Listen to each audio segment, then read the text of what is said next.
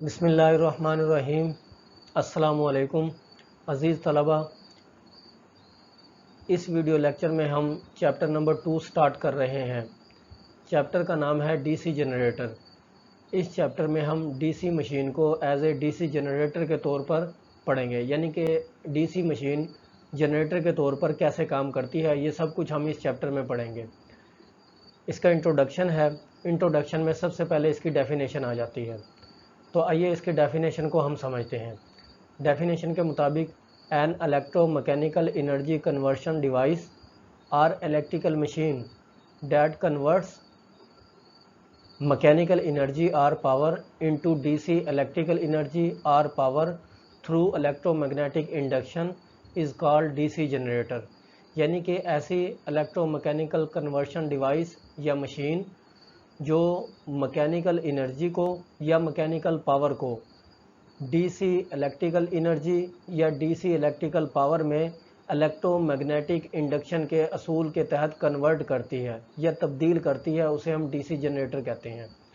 ऐसी electromechanical conversion device या machine जो मैकेनिकल एनर्जी या मैकेनिकल पावर को डीसी इलेक्ट्रिकल एनर्जी या डीसी इलेक्ट्रिकल पावर में इलेक्ट्रोमैग्नेटिक इंडक्शन के असूल के तहत तब्दील करती है, उसे हम डीसी जनरेटर कहते हैं। पिक्चर में अगर आप देखें तो डीसी जनरेटर की एक ब्लॉक डायग्राम दिखाई गई है। इसमें सबसे पहले हमने मैकेनिकल सिस्टम लगाया हुआ है। ये जो है ये हमारा क्या है, मैकेनिकल सिस्टम। मैकेनिकल सिस्टम में दो चीज़ें आती हैं, एक टरबाइन आ जाती है, दूसरा इंजन आ जाता है। ठीक है जी। टरबाइन क्या होती है? ऐसी मशीन जो किसी दूसरी मशीन को क्या करती है, उसको मैकेनिकल एनर्जी प्रोवाइड करती है, उसे हम टरबाइन या मैकेनिकल सिस्टम कहते हैं। ठीक है। टरबाइन जो है वो गैस से भी चलने वाली होती है, पानी से भी चलने वाली होती है और स्टीम से भी चलने वाली होती है। ये टरबाइन के बारे में हम नेक्स्ट क्लासेस में जाके बड़ी तफसील से पढ़ेंगे। दूसरी चीज़ जो है वो इसमें इंजन होता है। अब इंजन दो तरह के हो सकते हैं। पहले नंबर पर क्या है, डीजल इंजन हो सकता है और दूसरे नंबर पर पेट्रोल इंजन हो सकता है। ठीक है, समझ आ गई। यानी कि अगर हम क्या करेंगे यहाँ मैकेनिकल सिस्टम में, या तो हम टरबाइन इस्तेमाल करेंगे या इंजन इस्तेमाल करेंगे। आमतौर पे डीसी जनरेटर को चलाने के लिए हम जो इंजन इस्तेमाल करते हैं वो कौन सा होता है, वो पेट्रोल इंजन होता है। ठीक है, पेट्रोल इंजन भी इस्तेमाल कर सकते हैं और डीजल इंजन भी यहाँ पर हम इस्तेमाल कर सकते हैं। इसके बाद है इलेक्ट्रोमैकेनिकल एनर्जी कन्वर्शन डिवाइस। ठीक है, यानी कि ये डीसी जनरेटर है। ये जो ब्लॉक नंबर 2 जो रेक्टेंगुलर शेप का आपको नज़र आ रहा है, जिसके ऊपर मैं गुड का निशान लगा रहा हूँ, तो ये आपका क्या है, ये डीसी जनरेटर है। ठीक है। अगर आप यहाँ पर देखेंगे, ये जो मैं सर्कल लगा रहा हूँ, इस सर्कल के अंदर ओमेगा टी आ रहा है। ये ओमेगा क्या है, ये इसकी मैकेनिकल स्पीड है। ठीक है, और ये टी क्या है, टार्क है। तो ओमेगा टी जो है ये मैकेनिकल पावर है। इस तरह रेक्टेंगुलर, इस रेक्टेंगुलर के बाद अगर आप देखेंगे ई इंटू आई लिखा हुआ है, तो ई इंटू आई जो है ये क्या है, ये मैकेनिकल, ये इलेक्ट्रिकल एनर्जी है। ये क्या चीज़ है जी, इसकी इलेक्ट्रिकल एनर्जी है। ई से ईएमएफ जनरेटेड और आई से मुराद करंट, यानी कि EMF generated multiply by current जो है वो इसकी इलेक्ट्रिकल पावर आ जाएगी। और आखिर पे अगर आप देखें, जो ये सर्कल लगा हुआ है, ये इलेक्ट्रिकल सिस्टम लगा हुआ है। इसका मतलब क्या है, ये इसकी आउटपुट है। ठीक है, इलेक्ट्रिकल सिस्टम में क्या आएगा, यहाँ हमें हमारे पास यहाँ क्या होगी, डीसी सप्लाई होगी। तो इससे पहला सर्कल जो है वो इनपुट का है, दूसरा जो रेक्टेंगुलर है वो क्या है जी, वो डीसी जनरेटर है, और आखिरी जो सर्कल है ये हमारा आउटपुट का सर्कल है। यहाँ पर हमें डीसी सप्लाई मिल रही है। ठीक है जी। तो ये जो है क्या नाम है, डीसी जनरेटर की डेफिनेशन और डीसी जनरेटर की जो है ब्लॉक डायग्राम है एक सिंपल से। अब डीसी जनरेटर के दो मेजर पार्ट्स होते हैं। पहले नंबर पे मैग्नेटिक फील्ड होना चाहिए, यानी कि दो पोल होने चाहिए मुख्तलिफ। ठीक है, एक नॉर्थ पोल, दूसरा साउथ पोल, दोनों पोल होने चाहिए जिनके दरमियान मैग्नेटिक फील्ड बनना चाहिए। और दूसरे नंबर पर जो है आर्मेचर, यानी कि कंडक्टर। उस मैग्नेटिक फील्ड के अंदर क्या होना चाहिए, कंडक्टर होना चाहिए। आपके पास वो जो मैग्नेटिक फील्ड है तो उसके अंदर कंडक्टर भी मूव करना चाहिए। ठीक है, कंडक्टर होना चाहिए। तो एक आपके पास मैग्नेटिक फील्ड होना चाहिए, दूसरे नंबर पे इसका क्या है जी, आर्मेचर है, यानी कि कंडक्टर है। तो ये दो मेजर पार्ट्स हैं डीसी जनरेटर के। ठीक है जी, ये इनके बगैर डीसी जनरेटर बन ही नहीं सकता। एक तो मैग्नेटिक फील्ड होना चाहिए और दूसरे नंबर पे उसका आर्मेचर होना चाहिए। ठीक है, यानी कि वो कंडक्टर होना चाहिए। आर्मेचर का मतलब क्या है कि आर्मेचर इसका वो हिस्सा होता है जिसपे कंडक्टर हमने क्या किए होते हैं, वाउंड किए होते हैं। नेक्स्ट जो है एलिमेंट्री डीसी जनरेटर। अब हम देखते हैं जो एलिमेंट्री डीसी जनरेटर है वो कैसा होता है। सबसे पहले तो आप ये याद रखें, यहाँ पर पिक्चर ए में देखें, ये दो पिक्चर दिखाई गई हैं, ठीक है। ऊपर वाली पिक्चर में अगर आप देखें तो इसमें तकरीबन 4 पोजीशन दिखाई हुई हैं। अगर इन 4 पोजीशन के ऊपर आप देखें, मैं इन 4 पोजीशन के ऊपर इनके नंबर लिख रहा हूँ। ये पोजीशन नंबर 1 है, ठीक है। ये पोजीशन नंबर 2 है, यानी कि कॉइल की पोजीशन नंबर 2 है। ये पोजीशन नंबर 3 है हमारे पास, ठीक है। ये पोजीशन नंबर 4 है, ठीक है। और ये जो है पोजीशन नंबर हमारे पास 5 है, ठीक है। ये 5 पोजीशनों में हमें कॉइल दिखा है। पहली पिक्चर में देखें जिसके ऊपर मैंने 1 लिखा है, तो इसमें कॉइल वर्टिकल है, यानी कि इस तरह है कॉइल, ठीक है। दूसरी पोजीशन में अगर आप देखेंगे कॉइल हॉरिजॉन्टल है, यानी कि इस तरह थी, दूसरी पोजीशन में इस तरह हो गई, तीसरी पोजीशन में फिर वर्टिकल हो गई ऐसे करके, और चौथी पोजीशन में फिर क्या हो गई, फिर हॉरिजॉन्टल हो गई, ठीक है। इस तरह करके जब हमारा कॉइल, यानी कि जब कॉइल इस पोजीशन से ऐसे करके घूमता है, पूरा एक चक्कर मुकम्मल करता है ऐसे करके, ठीक है, तो हमारे पास एक क्या है, एक साइकिल बन जाता है। और हमेशा याद रखें, जनरेटर चाहे एसी का हो चाहे डीसी का, उसमें जो पैदा होती है वो हमेशा एसी होती है, ठीक है। एसी सप्लाई पैदा होती है।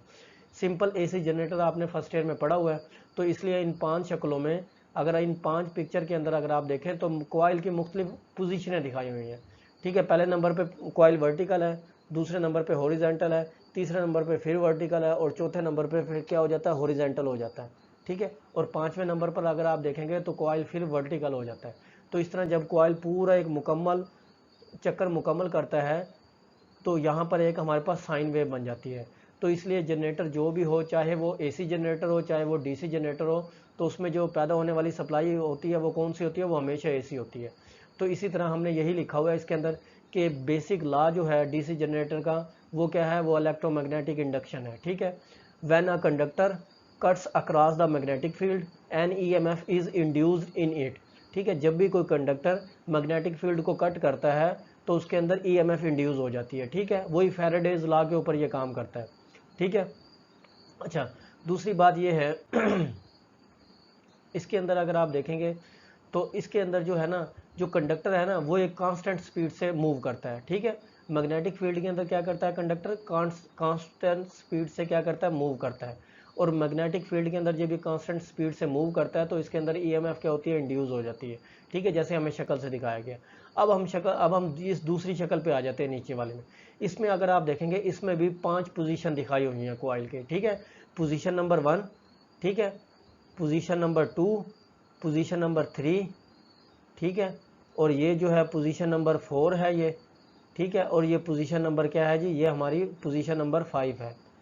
इन 5 पोजीशन से अब ये जो है ये डीसी जनरेटर है। ऊपर वाली जो थी उसमें एसी साइन वेव पैदा हो रही थी, लेकिन नीचे वाले में अगर आप देखेंगे तो नीचे वाले में सिर्फ हमें पॉजिटिव हाफ साइकिल मिल रहा है, यानी कि पहला हाफ साइकिल ये है, हाफ साइकिल नंबर 1, और ये जो पिक्चर के पीछे आ रहा है ये हाफ साइकिल नंबर 2 है, ठीक है। अब हमने क्या किया, अब इस एसी को हम डीसी में कैसे कन्वर्ट करते हैं, इसके लिए हम क्या यूज़ करते हैं, स्प्लिट रिंग यूज़ करते हैं, ठीक है जी। वो स्प्लिट रिंग जो है ना, जहाँ पर मैं ये सर्कल लगा रहा हूँ ना, इस सर्कल के अंदर जो अगर आप देखेंगे ना तो एक स्प्लिट रिंग है, ठीक है। स्प्लिट रिंग ऐसे करके है, दरमियान में जो ये वाली जगह है ये इंसुलेशन की है, बाकी ये वाला हिस्सा और ये वाला हिस्सा ये दोनों क्या हैं, ये दोनों कंडक्टिंग मटेरियल के हैं, और ये दोनों एक दूसरे से आइसोलेट है, यानी कि ये वाला हिस्सा इस वाले हिस्से के साथ कोई कनेक्शन नहीं है, इस वाले हिस्से का इस वाले हिस्से के साथ कोई कनेक्शन नहीं है। तो हम स्प्लिट रिंग लगाते हैं। वो स्प्लिट रिंग क्या करता है कि इस साइन वेव का जो हाफ साइकिल होता है ना उसको ख़त्म कर देता है, ठीक है जी। सिर्फ पॉजिटिव हाफ साइकिल हमारे पास रहता है, जबकि नेगेटिव हाफ साइकिल जो है वो क्या कर देता है, वो स्प्लिटिंग ख़त्म कर देता है। तो इस तरह हम स्प्लिट रिंग यूज़ करके हम जो डीसी जनरेटर के अंदर एसी सप्लाई पैदा होती है उसे हम किस में, डीसी में कन्वर्ट कर लेते हैं। हमेशा याद रखें कि जो जनरेटर के अंदर एसी सप्लाई पैदा होगी उसे डीसी में कन्वर्ट करने के लिए हम क्या यूज़ करते हैं, यहाँ पर मैं स्प्लिट रिंग कह रहा हूँ। स्प्लिट रिंग क्यों कह रहा हूँ, क्योंकि ये सादा लूप जनरेटर है। एलिमेंट्री का मतलब है कि इसके अंदर बुनियादी चीज़ें हैं। एक तो इसके अंदर मैग्नेटिक फील्ड है, दूसरा सिर्फ एक कॉइल है इसके अंदर, ठीक है, एक कॉइल और 2 कंडक्टर, ठीक है जी, यानी कि 2 कंडक्टर मिलके एक कॉइल बनाते हैं। तो मैं इसलिए कह रहा हूँ कि ये बुनियादी एलिमेंट्री डीसी जनरेटर है, इसलिए इसके अंदर सिर्फ कॉइल दिखाई गई है आपको और मैग्नेटिक फील्ड दिखाया गया, इसलिए इसको एलिमेंट्री। तो यहाँ पर हम जो इस्तेमाल कर रहे हैं वो स्प्लिट रिंग है, लेकिन जब हम कमर्शियली डीसी जनरेटर इस्तेमाल करते हैं तो उसके अंदर कम्यूटेटर होता है। क्या होता है, कम्यूटेटर होता है। कामोटेटर वो चीज़ होती है जिसके ज़रिए हम डीसी को एसी सप्लाई को डीसी सप्लाई में कन्वर्ट कर लेते हैं। तो इस तरह हम क्या करते हैं, डीसी जनरेटर के अंदर हम क्या करते हैं, कामोटेटर इस्तेमाल करके जो उसके अंदर एसी सप्लाई पैदा होती है उसको हम किस में कन्वर्ट कर लेते हैं, डीसी में कन्वर्ट कर लेते हैं। तो ये हमारा जो है ना एलिमेंट्री डीसी जनरेटर था। ठीक है जी, इस वीडियो लेक्चर में फ़िलहाल इतना ही। नेक्स्ट वीडियो तक इजाज़त दीजिएगा। अल्लाह हाफिज़। Thank you very much.